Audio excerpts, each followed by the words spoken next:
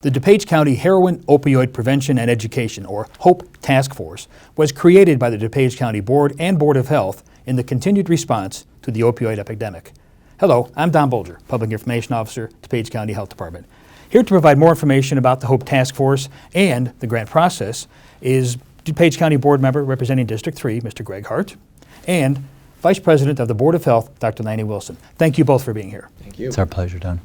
Mr. Hart, before we get into the grants, briefly describe the HOPE Task Force.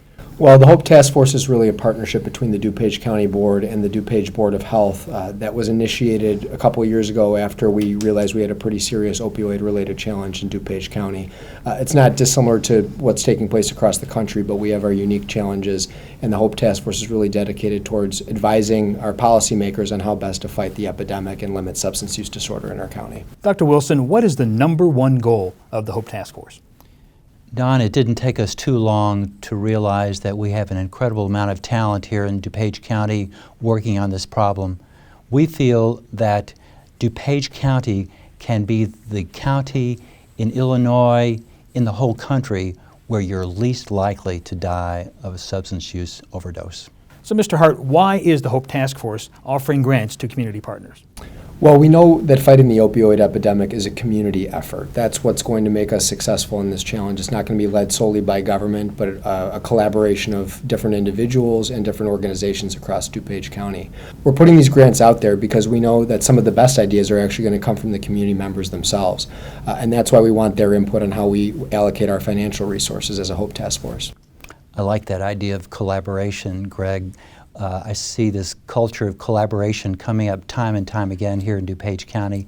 I think we do collaboration here as well or better than anywhere else in the country. A total of $100,000 is being offered. Where is that money coming from? Who's providing it and why? Across the county board, we realize the severity of this issue, and generously the county board has allocated $100,000 to the HOPE Task Force to offer these grants in the first place.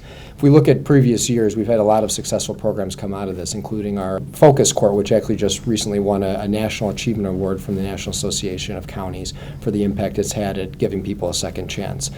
That's what we're hoping to sponsor through these goals, and I'm glad that the DuPage County Board and my colleagues on it, including Chairman Cronin, are supportive of that effort. Yeah, I really love that Focus Court. Came out just about a year ago, and we want to stop these people before they need a life in prison. And Dr. Wilson, who is eligible for a grant?